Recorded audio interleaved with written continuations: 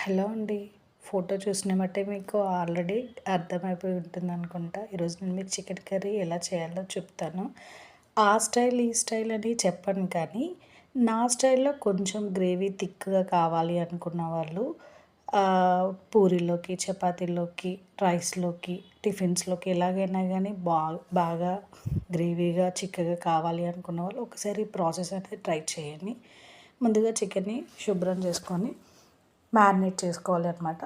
Marinate చేసుకోవడానికి కాస్త ఉప్పు, అల్లం వెల్లుల్లి, కారము, కొంచెం ఆయిల్, మీరు కావాలంటే కొంచెం నిమ్మరసం కూడా పిండుకోవచ్చు. నేను ఇక్కడ నిమ్మరసం పిండట్లేదు. సో దాన్ని టోటల్గా మ్యారినేట్ చేసి ఒక 15-20 మినిట్స్ పక్కన పెట్టేసుకోండి.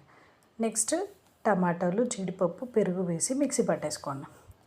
తర్వాత కడాయిలో కొంచెం ఆయిల్ వేసుకొని గ్రేవీకి తగ్గట్టుగా ఒక 2-3 ఉల్లిపాయలు అనేది సన్నగా తరుక్కొని, ఉల్లిపాయలు వేగాక కొంచెం పుదీనా, పసుపు, అల్లం వెల్లుల్లి వేసి కొంచెం అరమ వచ్చేంత వరకు వేయించేసి దాంట్లో మ్యారినేట్ చేసుకున్న చికెన్ అనేది వేసి కలుపుకోండి.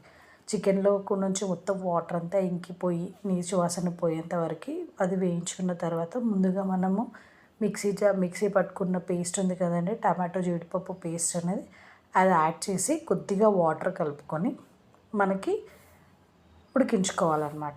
సో అలా ఉడికించుకున్నప్పుడు ఏంటి అంటే జీడిపప్పు, పెరుగు, ఆ టమాటో సాఫ్ట్నెస్ అంతా ముక్కకి బాగా పట్టుకొని నార్మల్గా కాకుండా మంచిగా చికెన్ అనేది జ్యూసీగా ఉంటుందన్నమాట. సో ఏదైతే మనకి గ్రేవీ చిక్కబడుతుందనే టైంకి కొద్దిగా గరం మసాలా, అలాగే కొంచెం ధనియాల పొడి వేసుకొని, అలాగే కొంచెం కొత్తిమీర వేసుకొని కన్సిస్టెన్సీ ఒకసారి చూసుకొని స్టవ్ ఆఫ్ చేసుకుంటే సరిపోతుంది. అంతే అండి, సింపుల్గా. ఇలా ఒకసారి చికెన్ అనేది ట్రై చేసి చూడండి, మీకు తప్పకుండా నచ్చుతుంది. వీడియో కనుక నచ్చితే లైక్ చేయండి, షేర్ చేయండి, సబ్స్క్రైబ్ చేయండి.